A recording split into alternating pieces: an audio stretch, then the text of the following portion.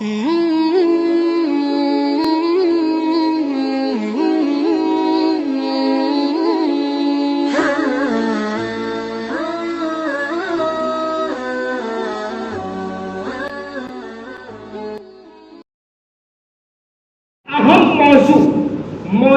وقت میں دعوت اسلام کے لحاظ سے زبانوں کے سیکھنے کی اہمیت کیا ہے، اس سلسلے میں سماج کے کریم آف دا سوسائٹی لوگ اور علماء کرام یہاں موجود ہیں، تو میں اپنی عاجزی کا ان الفاظ میں اظہار کروں گا۔ دعویٰ زباں کا لکھنؤ والوں کے سامنے، دعویٰ زباں کا لکھنؤ والوں کے سامنے، اظہار بوئے مشک غزالوں کے سامنے، بلکہ گجراتی زبان کے بارے میں بھی مجھے بات کرنی ہے تو یہ کہوں گا، بات ماری جینے سمجھاتی ندھی، بات ماری جینے سمجھاتی ندھی، ایک امیتے ہوئے گجراتی ندھی۔ محترم حضرات، زبان کی اہمیت اس قدر ہے کہ اللہ تبارک و تعالیٰ نے سورہ رحمان میں جہاں بات اللہ تعالیٰ کے انعام کی ہے، وہاں سب سے پہلے کلام پاک کی نعمت کو بیان کیا، پھر انسان کو پیدا کیا، خلق الانسان، پھر اس کے بعد فرمایا علمہ البیان۔ یہ بیان، یہ زبان، یہ انسان کو دوسری مخلوقات سے ممتاز کرتی ہے اور تمام علوم کا ذریعہ زبان ہے، دعوت کا ذریعہ زبان ہے۔ اس لحاظ سے دین اسلام میں زبان کو اللہ تعالیٰ نے فرمایا کہ اللہ کی قدرت کی نشانیوں میں سے ہے بختلاف السنتکم و الوانکم۔ اس امت کے حافظ اعظم حضرت زید بن ثابت رضی اللہ عنہ، نبی کریم صلی اللہ علیہ وسلم نے جب مدینہ کے اندر دیکھا کہ دوسرے لوگ اپنی باتوں کو پیش کرتے ہیں اور ان کو ان کی زبان میں جواب دینا ہوتا ہے، تو جیسا کہ آپ نے خطبہ استقبالیہ میں سنا کہ آپ صلی اللہ علیہ وسلم نے حضرت زید بن ثابت کو سریانی زبان، جس کو کہتے ہیں مخالف کی زبان، اس کو سیکھنے کے لیے بھیجا، اور حضرت زید بن ثابت حدیث شریف کے اندر آتا ہے کہ صرف 17 دن کے اندر اس زبان کو سیکھ کر آئے۔ تو یہ مخالف کی بات سے واقف ہونا اس کی دعوت کے سلسلے میں بڑی اہمیت ہے۔ مخالف اور مدعو، اس کا رہن سہن کیا ہے، اس کی بول چال کیا ہے، اس کے عرف کیا ہے، ان باتوں سے واقف ہونا وقت۔ یہ جو فرمایا کہ اللہ تبارک و تعالیٰ نے ہر پیغمبر کو وما ارسلنا من رسول الا بلسان قومہ، کہ قوم کی زبان سے مراد صرف زبان نہیں، ان کے عرف و عادات، ان کا رہن سہن، ان کی اصطلاحات، ان کا کلچر، ان کے علوم، یہ ساری چیزیں اس کے اندر آ جاتی ہیں۔ مفسرین نے یہ بات لکھی،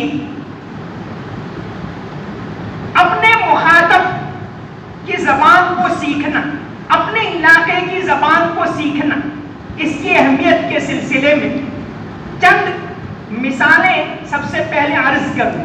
علامہ نور الدین راندیری رحمت اللہ علیہ، سورت کے ایک بہت بڑے عالم، بڑے تاجر بھی، ایک کتاب چھپی ہے گجرات کے بلکہ پورے ہندوستان کے جانے مانے مورخین نے مل کر ایک کتاب لکھی ہے گجرات اینڈ دی سی، کہ سمندری تجارت، سمندری اسفار میں گجرات کی تاریخ کیا رہی ہے، اور یہ کتاب چھپی ہے درشک اتہاس نیدی بروڈا سے۔ اس کے اندر یہ تفصیل لکھی ہے، اور بہت ساری کتابوں میں علامہ نور الدین راندیری، جن کی وفات عیسوی سن 1658 کے اندر ہوئی، یہ ہندوستان سے مشرقی ممالک جتنے ہیں پورب کی طرف، ان میں انڈونیشیا، ملیشیا، برونئی، یہاں مسلم اکثریت ہے، اور تعجب کی بات یہ ہے کہ وہاں نہ تو کوئی بادشاہ گئے اور نہ کوئی صوفی وغیرہ گئے، بلکہ وہاں اسلام پھیلا تاجروں کے ذریعے، اور آج دنیا میں سب سے زیادہ آبادی، مسلم آبادی انڈونیشیا کے اندر ہے۔ تو انڈونیشیا کے اندر اور ملیشیا دونوں قریبی ممالک، علامہ نور الدین رادیری اس زمانے میں گئے، وہ وہاں کی زبان سے کیسے واقف تھے یہ بیان کرنا ہے ایسا۔ وہاں گئے تجارت کی غرض سے بھی اور دعوت کی غرض سے بھی، رفتہ رفتہ انہوں نے وہاں ایسا مقام پا لیا کہ وہاں کا جو بادشاہ تھا اسکندر ثانی، انہوں نے ان کو اپنا پرائم منسٹر بنا لیا، ان کو اپنا وزیر خاص بنا لیا۔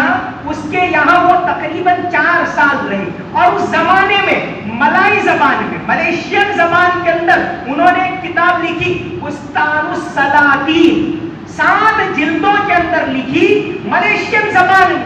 تو بتلائیے آپ کہ اس زبان میں ان کو کتنی مہارت ہوگی۔ آج بھی انڈونیشیا اور ملیشیا کی تاریخ کے مآخذ میں یہ کتاب بہت اہم ہے۔ تو یہ بات بتلاتی ہے کہ علاقائی زبان، مخاطب کی زبان، جن لوگوں کے اندر ہم رہتے ہیں، جن کو ہمیں اپنی بات پہنچانی ہے، ان کی زبان سے واقف ہونا نہایت اہم ہے۔ اس سلسلے میں ایک اور مثال آپ کے سامنے پیش کروں۔ ہمارے اس علاقے کے اندر اور گجرات کے بہت سارے علاقوں میں ایک نام بہت جانا پہچانا ہے، حضرت پیر مشائخ رحمت اللہ علیہ، جن کی وفات عیسوی سن 1691 کے اندر ہوئی، 350 سال پہلے، 350 سال پہلے۔ آج بھی اس علاقے کے اندر صرف اہل دیوبند نے، بریلوی حضرات، شیعہ حضرات، تمام لوگ ان کے مقام کو مانتے ہیں۔ انہوں نے ان کی اس مقبولیت کی بہت ساری وجوہات ہیں، اس میں سے ایک بہت بڑی وجہ یہ تھی کہ انہوں نے اپنی دعوت، اپنی باتیں مقامی گجری زبان میں پیش کی۔ ان کے کا جو دیوان ہے، 40,000 اشعار کا دیوان گجری زبان میں ہے، اور الحمدللہ یہ دارالعلوم کاکوسی، دارالعلوم نظیریہ، مولانا نذیر میاں رحمت اللہ علیہ، جن کی وفات 1978 کے اندر ہوئی، وہ یعنی 300 سال کے بعد بھی جب یہ اصلاح کا کام کرتے تھے تو حضرت پیر مشائخ کے اشعار پیش کیا کرتے تھے۔ یہ ان کے حالات کے اندر لکھا ہوا ہے۔ تو یہ اتنی مقبولیت تھی، اور یہ دارالعلوم جامعہ نظیریہ، انہوں نے الحمدللہ مولانا نذیر میاں رحمت اللہ علیہ کا نام بھی اس کے اندر جڑا ہوا ہے۔ تو یہاں سے ان قریب ان کا دیوان تو بہت مفصل ہے، لیکن اس کا خلاصہ مضامین پیر مشائخ رحمت اللہ علیہ، یہ تقریباً 600 صفحات میں تیار ہوا ہے۔ مولانا عمران ندوی صاحب یہاں کے مدرس ہیں، وہ قابل مبارکباد ہیں کہ انہوں نے اس کا گجری زبان کے اندر سے اس کا ترجمہ اردو میں کیا، یعنی خلاصہ۔ اور مولانا احمد کوئٹہ صاحب، انہوں نے گجراتی میں اس کا ترجمہ کیا، اور انشاءاللہ ایک ساتھ گجری، اردو اور گجراتی زبان کے اندر اس دیوان کا خلاصہ اس دارالعلوم سے شائع ہونے والا ہے۔ اللہ تبارک و تعالی بے انتہا قبول فرمائے۔ تو حضرت پیر مشائخ کی دعوت کا محور اس علاقے کے اندر تھا۔ اس کی مقبولیت کے بہت بڑی وجہ اگر کوئی ہے تو یہ، حالانکہ فارسی کے بہت بڑے جانکار اورنگزیب کے دربار تک رسائی تھی، لیکن عوام میں بات پیش کی گجری زبان میں، اور گجری زبان کے ساتھ ساتھ لوگوں کے کلچر سے واقف ہونا، کہ لوگ اشعار اور گانے کو پسند کرتے تھے، تو انہوں نے اپنی باتیں اشعار کے اندر، گجری زبان میں اشعار کے اندر پیش کی۔ تو یہ اس بات کو بتلاتا ہے کہ مدعو کی زبان، اس کا رہن سہن یہ قول ہے، بلکہ ہمارے تمام مفتیان اس کو پڑھتے ہیں۔ ابن عابدین رحمت اللہ علیہ نے لکھا ہے رد المحتار کے اندر، ملم یدرے بعرف اہل زمانہ فہو جاہل، من لم یدرے بعرف اہل زمانہ فہو جاہل، کہ زمانے میں کیا ہو رہا ہے نقشوں کو تم نہ جانچو، آج کیا ہو رہا ہے، حالات کیا ہیں، کیسی کیسی باتیں کن زبانوں کے اندر پھیلائی جا رہی ہیں، کیسی غلط فہمیاں پھیلائی جا رہی ہیں، ایسے وقت کے اندر ہم اپنی چہار دیواری کے اندر نقشوں کو تم نہ جانچو، لوگوں سے مل کے دیکھو، نقشوں کو تم نہ جانچو، لوگوں سے مل کے دیکھو کیا چیز جی رہی ہے، کیا چیز مر رہی ہے، وہ حالات بہت سنگین ہیں۔ ایسے حالات کے اندر جن زبانوں میں، جن اصطلاحات کے اندر یہ باتیں پھیلائی جا رہی ہیں، ان سے واقف ہونا اور مثبت انداز میں، اصلاحی انداز میں ان کا جواب پیش کرنا، یہ علماء کی ذمہ داری بنتی ہے۔ اس سلسلے میں جنوبی ہندوستان کی مثال، شمالی ہندوستان میں بھی بڑے بڑے علماء نے بڑے پیمانے پر، اگرچہ انفرادی طور پر، اجتماعی طور پر اس سلسلے میں کوششیں بہت کم ہو پائی ہیں، انفرادی طور پر اپنے لحاظ سے کام کیا۔ جنوبی ہندوستان کے اندر ایک بہت مشہور نام ملتا ہے سید شاہ محی الدین عبد اللطیف، جو قطب ویلور کے نام سے مشہور ہیں۔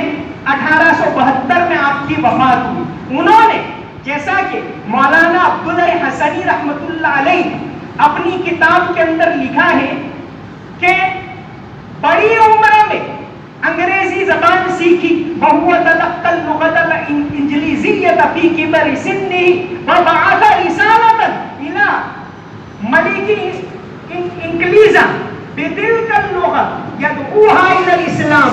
نُزْهَةُ الْخَوَاطِر میں لکھا ہے کہ آپ نے جب دیکھا کہ حالات اتنے سنگین ہیں تو انہوں نے دافعانہ طور سے نہیں بلکہ جارحانہ طور سے اپنے عقائد پر، اپنے مذہب پر پورا مکمل اعتماد رکھتے ہوئے انہوں نے اس زمانے کی جو انگریز ملکہ تھی اس کو خط لکھا اور ان کو دعوت دی کہ اسلام کی یہ خوبیاں ہیں، آپ اسلام کو قبول کیجئے، اور انہوں نے وہ جواب بھی ملکہ نے بھیجا اور کہا کہ باقی آپ کا مذہب ہے، اس میں خوبیاں ہیں، آپ نے لکھا ہے وہ بالکل سچ ہے، لیکن فلاں مجبوریوں کی بنا پر ہم آگے نہیں بڑھ سکتے۔ بہرحال انہوں نے غلط فہمیاں دور کرنے میں بڑا رول ادا کیا۔ وہ خط بھی حضرت کے مکتوبات میں چھپا ہوا ہے۔ حضرت قطب ویلور نے ایک اور کام یہ کیا کہ مقامی ہندوستان کی زبانیں الگ الگ زبانوں میں، تمل میں، تیلگو میں،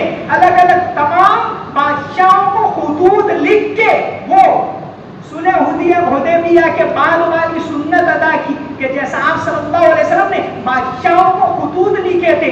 شاید تاریخ میں ایسی مثالیں بہت کم ملتی ہیں کہ جنہوں نے اس سنت پر عمل کیا ہو۔ تو انہوں نے ہمارے اس ملک کے اندر 18ویں صدی میں تمام نوابوں کو، بادشاہوں کو، اور جو اس زمانے میں جو ان کو خطوط لکھے اور بعض خطوط کے جواب بھی آئے۔ تو غلط فہمیاں بڑے پیمانے پر پھیلائی جا رہی ہیں، اس کا جواب دینے کے لیے، اس کو پہلے معلوم کرنے کے لیے کیا غلط فہمیاں ہیں، اس کے لیے ان باتوں سے واقف ہونا ضروری ہے۔ ان کے ہی ایک شاگرد نے 1857 کے اندر ویلور میں ایک مدرسہ قائم کیا، جامعہ باقیات الصالحات۔ 1857 میں یعنی دیوبند سے بھی پہلے، اور آج بھی وہ موجود ہے۔ اور انہوں نے جدید طرز سے ہم آہنگ، یعنی عربی اور انگریز، عربی اور اردو، یہ زبانیں ہماری بہت زیادہ ضروری ہے۔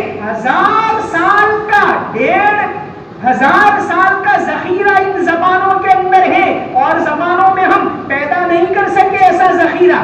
عربی، فارسی اور اردو، ان کو بچانا، ان کو بڑھانا یہ تو ضروری ہے، لیکن ساتھ یہ جو غلط فہمیاں پھیلائی جا رہی ہیں تو ان کے ایک مرید کے خاص مرید حضرت شاہ عبد الوہاب، انہوں نے جامعہ باقیات الصالحات قائم کیا، اور وہاں پہلے سے ہی تمل زبان، انگریزی زبان کو داخل کیا، موجودہ جو ضروریات ہیں ان کو بھی داخل کرتے ہوئے انہوں نے ایک مدرسہ قائم کیا ویلور کے اندر، تمل ناڈو کے اندر، اور آج بھی وہ مدرسہ موجود ہے۔ حضرت قطب ویلور نے ایک اور کتاب لکھی تھی اس زمانے میں، بائبل میں 300 تناقضات، کیونکہ اس زمانے میں حکومت انگریزوں کی تھی اور بہت بڑے پیمانے کے اوپر پادری لوگ غلط فہمیاں پھیلا رہے تھے، تو انہوں نے یہ رسالہ لکھ کر انگریزی میں اس کا ترجمہ کروا کر ہندوستان کے جو بڑے بڑے عیسائی دائی تھے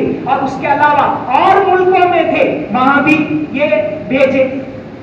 زبانوں کے سلسلے میں ایک اور مثال میں آپ کے سامنے پیش کروں، قاضی ثناء اللہ پانی پتی رحمت اللہ علیہ، ہم سب واقف ہیں نام سے، اور ساتھ ہی ساتھ ان کی کتاب بھی ہمارے مدرسوں میں پڑھائی جاتی ہے۔ مولانا مناظر احسن گیلانی بہت بڑے عالم پچھلی صدی کے، ایسے ہیرے بہت کم پیدا ہوتے ہیں۔ مولانا مناظر احسن گیلانی دیوبند کے شروع کے تلامذہ میں سے بھی تھے، وہاں مدرس بھی رہے، پھر اس کے بعد انہوں نے جامعہ عثمانیہ حیدرآباد کے اندر بھی پڑھایا، پروفیسر کے طور پر رہے۔ مولانا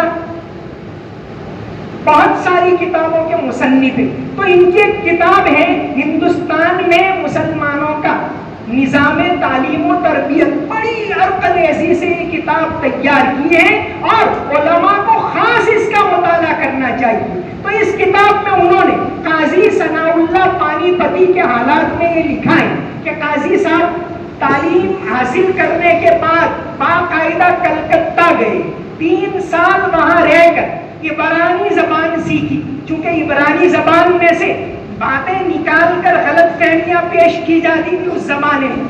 3 سال رہ کر عبرانی زبان سیکھی اور عبرانی ماخذ سے انہوں نے ایک رسالہ تیار کیا، حضرت اسماعیل علیہ السلام اور حضرت ہاجرہ علیہ السلام کے بارے میں بشرا نام کا رسالہ۔ یہ اتنا اہم تھا کہ سر سید احمد خان نے جب وہ آپ صلی اللہ علیہ وسلم کی زندگی کے اوپر کتاب لکھی خطبات احمدیہ، تو اس رسالے کو ہو بہو شامل کیا، قاضی ثناء اللہ پانی پتی کا رسالہ بشرا۔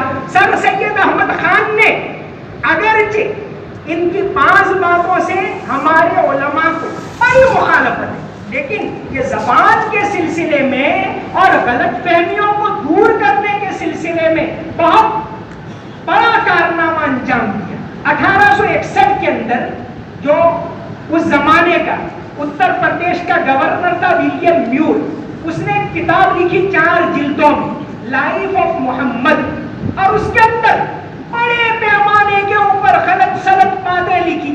سر سید احمد خان کے سامنے جب یہ باتیں پہنچی، کیونکہ آپ انگریزی سے اچھی طرح واقف نہیں، انگریزی کے جانکار نہیں تھے سر سید احمد خان، لیکن جب ان کو پتا چلا کہ ولیم نور نے ایسی باتیں لکھی ہیں، تو حیات جاوید کے اندر مولانا حالی نے لکھا ہے کہ بہت زیادہ پڑھتے تھے، سر سید بڑے پریشان رہتے تھے کہ ایسی باتیں پھیلائی جا رہی ہیں، کل قیامت کے دن میں میرے نانا کو یعنی نبی کریم صلی اللہ علیہ وسلم کو کیا جواب دوں گا۔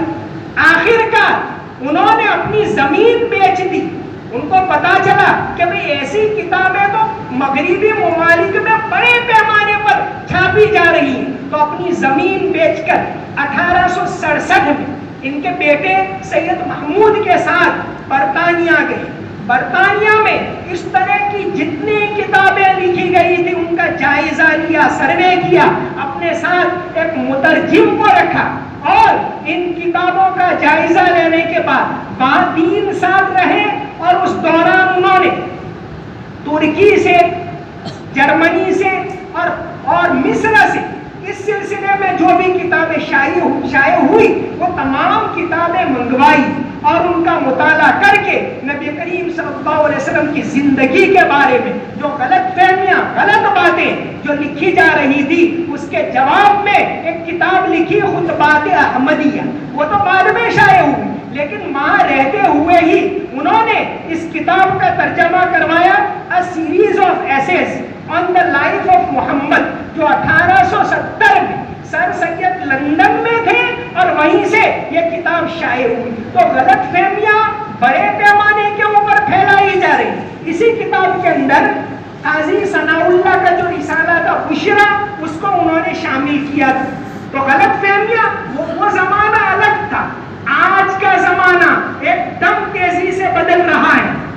حضرت مولانا محمد قاسم نانوتوی رحمت اللہ علیہ 3 مرتبہ انہوں نے حج کیا. انہوں نے مولانا منازل احسن گیلانی نے ان کی سوانح قاسمی لکھی ہے، اس کے اندر لکھا ہے کہ جب تیسری مرتبہ حج کیا آپ نے 1877 میں، آپ کی وفات 1880 میں ہوئی. تو 77 میں جب حج کے لیے گئے، اس دوران چونکہ جب حج کا قافلہ ہوتا ہے تو بالکل عاشقانہ انداز ہوتا ہے، لوگ تلاوت کرتے ہیں، تلبیہ پڑھتے ہیں. تو جو جہاز کا اطالوی کپتان اس نے کہ بھئی یہ کیا ماجرا ہے، تو اس نے کہا کہ بھئی ہم اس سلسلے میں جاننا چاہتے ہیں، تمہارا کوئی اسکالر ہو. تو اس جہاز میں مولانا محمد قاسم نانوتوی رحمت اللہ علیہ تھے. جب بات چیت ہوئی مترجم کے ذریعے، کیونکہ حضرت انگریزی زبان سے واقف نہیں تھے اور وہ اردو نہیں جانتے تھے کپتان. تو جب باتیں ہوئی اور مسلسل باتیں ہو رہی تو حضرت کو لگا کہ واقعی آج کے زمانے میں انگریزی زبان کی ضرورت ہے. اور مولانا منازل احسن گیلانی رحمت اللہ علیہ نے لکھا ہے کہ اسی جہاز میں حضرت نے یہ پختہ ارادہ کر لیا کہ ہم واپس جانے کے بعد سب سے پہلے انگریزی زبان سیکھیں گے. تو یہ تو بات انگریزی زبان کی. ہماری علاقائی زبانوں کے اندر بھی بڑے پیمانے پر آج غلط فہمیاں پھیلائی جا رہی ہیں. ہم یہ نہ سمجھیں کہ دوسرے لوگ، ہمارے لوگ جو تعلیم یافتہ ہیں یا تعلیم یافتہ نہیں ہے، لیکن آج میڈیا، سوشل میڈیا کی پکڑ میں سب لوگ ہیں اور غلط فہمیاں بڑے پیمانے کے اوپر پھیلائی جا رہی ہے.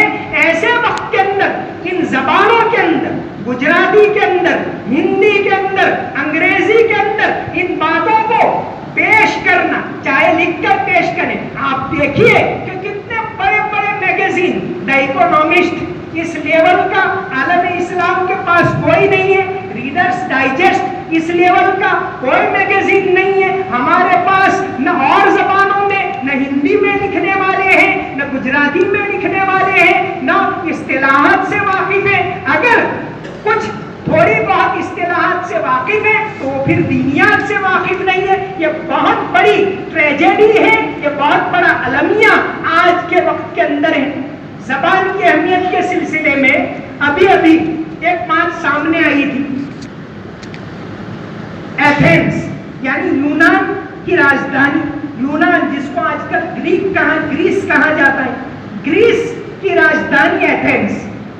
گریس کے اوپر جب 1833 عثمانی حکومت ختم ہو گئی اور وہاں کی مقامی حکومت آ گئی، اس وقت ایتھنز میں 2 مسجدیں تھیں، دونوں بند کر دی گئی، دونوں کو میوزیم بنا دیا گیا. اور تقریباً 190 سال تک ایتھنز میں، جہاں ابھی 2.5 لاکھ مسلمان ہیں، 40 لاکھ کی آبادی میں 2.5 لاکھ مسلمان ہیں، لیکن پورے ایتھنز شہر کے اندر نہ کوئی مسجد، نہ کوئی قبرستان. دفن کرنے کے لیے بھی باہر جانا پڑتا تھا. آخر کا 2004 میں اولمپک ہوا، اس وقت بھی یونان کی حکومت نے مسجد کی اجازت نہیں دی، لیکن آخر کا 2019 میں پہلی مرتبہ مسجد بنانے کی اجازت دی اور اس کا افتتاح ہوا. افتتاح ہونے کے بعد جو شرائط رکھی اس میں ایک شرط یہ تھی کہ آپ کو جمعہ کا خطبہ گریک زبان میں یعنی یونانی زبان میں دینا پڑے گا. جیسے مغربی ملکوں میں، امریکہ، کینیڈا وغیرہ کے اندر بعض مقامات پر اب خطبہ انگریزی زبان میں ہوتا ہے. تو بہرحال یہ زبانوں کی اہمیت آج کے زمانے میں بہت زیادہ ہے. تو اس وقت ہمارے اس ملک کے اندر جو زبانیں رائج ہیں، ہمارے یہاں گجراتی ہے. گجراتی کے سلسلے میں ایک بات اگر میں کروں، 2012 کے اندر ایک کتاب شائع ہوئی تھی گجراتی میں، محمود سلطان سلطان محمود بیگڑا کے بارے میں. ان کے درباری شاعر تھے راج ونود, انہوں نے ایک کتاب لکھی تھی. یہ کتاب یعنی ایک پورا باقاعدہ سنسکرت قصیدہ کہ مسلمانوں کا انصاف کیسا, ان کی امانت داری کیسی, ان کا برتاؤ کیسا, محمود بیگڑا کے بارے میں. اب کتاب بڑی اہم تھی. ڈاکٹر بھارتی بین شیلت انہوں نے اس کا ترجمہ کیا گجراتی کو, اس کا گجراتی ترجمہ کیا, اور ڈاکٹر زبیر قریشی کر کے احمد آباد میں انہوں نے اردو ترجمہ کیا. اب یہ طے کیا گیا کہ یہ کتاب چونکہ بڑی اہم ہے اور اس کتاب کو شائع کرنے میں اگر کوئی اچھا پروگرام رکھا جائے تو ہماری بات مثبت طریقے سے پہنچ سکتی ہے. احمد آباد ٹاؤن ہال میں پروگرام طے ہوا اور موراری باپو کو دعوت دی گئی. جب موراری باپو کو دعوت دی گئی تو غیر مسلم بھی بڑے پیمانے پر ان کو دعوت دی گئی, وہ بھی موجود. اب وہاں بات کرنی ہے اور گجراتی زبان میں بات کرنی ہے. مرحوم مولانا عبدالاحد قاسمی صاحب رحمۃ اللہ علیہ, اللہ تعالیٰ ان کی مغفرت فرمائے, ان کو جنت میں اونچا مقام عطا فرمائے. انہوں نے گجرات کے کئی اداروں میں کوشش کہ کوئی ایسا آدمی ہمیں ملے جو پیور گجراتی کے اندر بات کر سکے, اور مجمع ہے وہ قریب مجمع ہوگا, ایجوکیٹڈ مجمع ہوگا, مسلمانوں کا بھی غیر مسلموں کا بھی. بڑی کوششوں کے بعد بھی کوئی ایسا مقرر نہیں مل پایا. یہ 10 سال پہلے کی میں بات کر رہا ہوں. آخرکار بہرحال جیسے ویسے طے ہوا اور میرا طے ہوا, اور پھر میں نے گجراتی میں بات کی تھی اس وقت. لیکن بات یہ کہ ہمارے پاس ایسے مقرر موجود نہیں ہے, ایسے مصنف موجود نہیں ہے. زمانہ یہ ہے کہ بہت بڑے پیمانے کے اوپر کبھی حجاب کے نام سے, کبھی عقائد کے نام سے, کبھی اذان کے نام سے, کبھی اور نام سے غلط فہمیاں پھیلائی جا رہی ہیں. اور اس زمانے میں ان غلط فہمیوں کو دور کرنے کی ذمہ داری ہم اور آپ نہیں لیں گے تو کون لے گا؟ اور اس کو کرنا پڑے گا ہمیں الا بلسان قوم ہی. لوگ جو زبان بولتے ہیں, جس زبان سے واقف ہیں, لوگ جن اصطلاحات سے واقف ہیں, لوگ جس ماحول کے اندر ہیں, لوگ جس کلچر کے اندر ہیں, اس سے واقف ہو کر پھر ان کو مثبت انداز میں, انسانیت کے انداز میں ان کو سمجھانا پڑے گا, ان غلط فہمیوں کو دور کرنا پڑے گا. اور یہ ذمہ داری ہماری. بعض مرتبہ ایسا ہوتا ہے کہ بات چھوٹی ہوتی. 2016 کے اندر گودرا میں جمعیت علماء کا اجلاس ہوا, حضرت مولانا عبدالقدوس صاحب وہاں موجود تھے. اس کا جو افتتاحی بیان کرنا تھا, افتتاحی خطبہ, وہ بندے کے ذمے طے ہوا. اور چونکہ نام کا سدبھاؤنا, تو بہت سے دوسرے مذاہب کے جو گرو ہوتے ہیں وہ بھی تھے, بہت سے مسلمان غیر مسلم, بلکہ کہا جائے کہ قریبی جمعیت کی تاریخ میں شاید اتنا بڑا مجمع کہیں نہیں ہوگا. 1.5 لاکھ کا مجمع. اس میں ایک گجراتی میں نے پیش کیا, میں نے اجازت لی کہ میں خطبہ گجراتی میں پیش کروں گا, تو گجراتی میں بیان کیا. اس کے بعد ایک 2-3 دن کے بعد خاص طور پر وہاں ایک جیدیپ جی پوار کر کے ہیں جو RSS کے کارندے, وہ ہمارے پاس آئے اور انہوں نے کہا کہ بھئی آپ کے جو ملا لوگ ہیں وہ تو انسانیت کی ایسی باتیں کرتے ہیں, ہم نے پہلی مرتبہ سنی. وہ باقاعدہ ہم کو ملنے کے لیے آئے اور انہوں نے کہا کہ ملا لوگ جو ہے انسانیت کی کیسی باتیں کرتے ہیں. تو ضرورت ہے, اگر ہم وہاں تک پہنچے نہیں ہے, غلط فہمیاں ان تک پہنچتی ہے, صحیح باتیں نہ تو ہمارے اخلاق کے ذریعے پہنچ رہی ہے, نہ ہماری دعوت کے ذریعے پہنچ رہی ہے. حالانکہ ہماری ذمہ داری تو یہ ہے کہ بازو تیرا توحید کی قوت سے قوی ہے, اسلام تیرا دیس ہے, تو مصطفی ہے. ہماری ذمہ داری تو یہ ہے کہ میری زندگی کا مقصد تیرے دین کی سرفرازی, میں اسی لیے مسلمان, میں اسی لیے نمازی. تو محترم بھائیوں, حالات بہت زیادہ سنگین ہیں. بہت بڑے پیمانے کے اوپر غلط فہمیاں اس ملک کے اندر پھیلائی جا رہی ہے, پوری دنیا کے اندر پھیلائی جا رہی ہے. ایسے وقت کے اندر ہم خاموش تماشائی بن کر بیٹھے رہے کرتے ہیں، اردو میں پیش کرتے ہیں، عربی میں پیش کرتے ہیں، وہ پہنچتی نہیں ہے. ان کو پہنچانے کے لیے ان زبانوں کو سیکھنا پڑے گا. تو یہ آج کے زمانے میں مقامی زبانیں سیکھنا فرض کفایہ ہے. چاہے وہ گجرات میں گجراتی ہو، چاہے ایم پی میں ہندی ہو، چاہے انگریزی ایک انٹرنیشنل زبان ہے تو وہ ہو. اگر غلط فہمیاں ہم دور کرنا چاہتے ہیں تو ان زبانوں کے اندر بڑے پیمانے پہ ہمارے جانکار ہونے چاہیے جو ان زبانوں سے واقف و ماہر ہو. سرسری طور پر نہیں، ان کو گہرائی کے ساتھ سیکھیں، ان زبانوں کا مطالعہ کریں. تو مدارس کے اندر یہ کام شروع کرنا یہ آج کے زمانے کا بڑا تقاضا ہے. الحمدللہ افتاء کا تخصص ہو رہا ہے، بہت اچھی بات ہے. قرات کا تخصص ہو رہا ہے، یہ ضروری ہے ہمارے لیے. لیکن ہماری تاریخ کو بھی تو مٹایا جا رہا ہے. تاریخ کا تخصص کن مدارس کے اندر شروع ہوگا؟ کون اس کو کرے گا؟ تاریخ کا بھی تخصص ہونا چاہیے اس کے اندر. اور اس کے لیے ضرورت پڑے گی زبانوں کی. تاریخ صرف ایک زبان میں نہیں ہے. اگر انگریزی میں اس تاریخ میں غلط فہمیاں ہیں تو اس کا واقف کار اس وقت ہوگا جب یہ طبقہ جو اسلامی تعلیم سے واقف ہو وہ انگریزی زبان کو سیکھے گا، اس میں سے ان غلط فہمیوں کو نکالے گا، گجراتی زبان کو سیکھے گا، اردو سے، فارسی سے، عربی سے ان باتوں کو نکال کر ان زبانوں میں آج کے زمانے میں جس خوبی کے ساتھ پیش کیا جاتا ہے اس خوبی کے ساتھ، چاہے وہ لکھ کر ہو، چاہے رسائل کے ذریعے ہو، چاہے یوٹیوب کے ذریعے ہو، ہر طریقے کو ہمیں اختیار کر کے ان غلط فہمیوں کو دور کرنا یہ ہماری ذمہ داری ہے. اور اس احساس کو ہمیں پیدا کرنا پڑے گا. وائے ناکامی متائے کارواں جاتا رہا، وائے ناکامی متائے کارواں جاتا رہا، کارواں کے دل سے احساس زیاں جاتا رہا. تو آج کے زمانے میں اس کی سخت ضرورت ہے.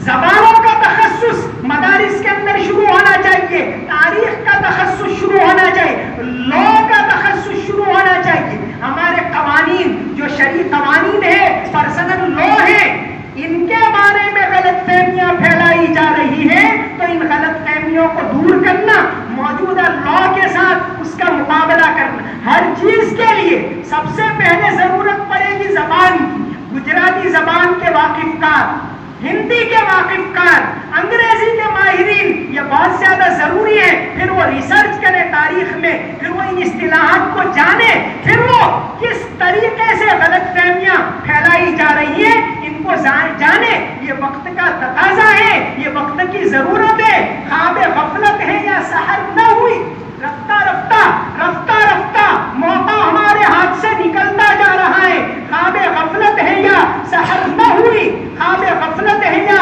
سحر نہ ہوئی، پھر نہ کہنا ہمیں خبر نہ ہوئی. محترم دوستو، بڑی ضرورت ہے کہ مدارس کے اندر اپنے علوم کو بڑھاتے ہوئے عربی کو، اردو کو، افتاء کو، فقہ کو، یہ تو اس کی جگہ پر ہے، لیکن ان باتوں کو اوروں تک پہنچانے کے لیے دوسرے تو کیا اپنے لوگ بھی جو ان غلط فہمیوں کا شکار ہیں، مسلسل جو ہمارے لوگ یہ یوٹیوب وغیرہ کے ذریعے، رسائل کے ذریعے ان غلط فہمیاں مسلسل ان کے عقائد کے اوپر پڑ رہی ہے. تو ان کی اصلاح کون کرے گا؟ صحیح باتوں کو کون سامنے لائے گا؟ اس کے لیے بہت بڑی ضرورت ہے کہ ہم ان زبانوں کو سیکھیں. الحمدللہ یہاں دارالعلوم کاکوسی کے اندر ایک پہل کی گئی، اور یہ پہل کی گئی کہ ہم انگریزی، گجراتی، اور اگر گجرات کے باہر کے طلبہ ہیں تو ان کے لیے ہندی زبان اس کا تخصص شروع کیا اور ایک پہل کی ہے. انشاءاللہ یہ پہل آگے بڑھے گی اور مدارس کے اندر بھی انشاءاللہ یہ پھیلے گی. اس کی ہم پوری امید رکھتے ہیں. اور آج حالات کا تقاضا بھی یہی ہے. تو تاریخ کا تخصص بھی بعض مدارس کے اندر شروع ہونا چاہیے، اور ریسرچ کرنے والے جو ماہر طلبہ ہیں، جو ان زبانوں سے واقف ہیں، جس طرح ہم مدرسین کے طور پر تنخواہ دے کر رکھتے ہیں، تو ریسرچ کرنے کے لیے بھی ہمیں اس طرح افراد تیار کرنے پڑیں گے، دینے پڑیں گے. یا آج کے زمانے میں اس ملک ضروری ہے. تو یہ ایک تاریخ کے اوپر تخصص ہو، ایک یہ زبانوں کے اوپر تو ہر مدرسے کے اندر شروع کرنا چاہیے. اسی طرح لا، ہمارے قوانین کے بارے میں جو غلط فہمیاں پھیلائی جا رہی ہیں ان کو دور کرنے کے لیے صحیح بات کو صحیح طریقے سے اور بے لسان قوم میں ہی سامنے والے کی اصطلاحات کیا ہیں وہ کس طرح سمجھ سکتا ہے اس طرح پیش کرنے کی بہت زیادہ ضرورت ہے. تو مدارس کے اندر ان کو شروع کرنا چاہیے. ہم بہت زیادہ خوش ہیں اس اقدام سے کہ یہاں اس مدرسے کے اندر 2-3 سال سے یہ کام شروع کیا گیا ہے اور انشاءاللہ امید ہے کہ یہاں بھی یہ کام آگے بڑھے گا اور مدارس میں بھی اس کو بڑھایا جائے گا. یہ ہماری نوجوان نسل، نئے طلبہ، آگے وقت آنے والا ہے، وہ آپ کے ہاتھ میں ہے. کام کیسے کرنا وہ آپ کی ذمہ داری بنتی ہے. آنے والے حالات کے اندر کس طرح کی باتیں ہوگی، کیسی غلط فہمیاں ہوگی، کس طرح ان کو دور کرنا، کس طرح ملک کے اندر امن و امان اور محبت کے ماحول کو قائم کرنا، یہ ذمہ داری نئی نسل کی بنے گی. تو نئی نسل کو ضرورت ہے کہ وہ اس سے واقف ہو، اس سلسلے میں فکر مند ہو، اور جو ہمارے بزرگ ہیں، ہمارے بڑے لوگ ہیں، اس سلسلے میں رہنمائی کرتے ہوئے، وسائل مہیا کرتے ہوئے ہماری نئی نسل کو اس فیلڈ کے اندر آگے بڑھائے. نہیں ہے نا امید اقبال اپنی کشت ویرا سے، نہیں ہے نا امید اقبال اپنی کشت ویرا سے. ذرا نم ہو تو یہ مٹی بہت زرخیز ہے ساقی، وما علینا الا البلاغ المبین. ماشاء اللہ، جزاک اللہ خیرا. حضرت مولانا نے بہت مفید باتیں ہمارے سامنے بیان فرمائی. اللہ تعالیٰ اس کو ہمارے لیے مشعل راہ بنانے کی ہم سب کو توفیق عطا فرمائے، اس پر عمل کرنے کی توفیق عطا فرمائے.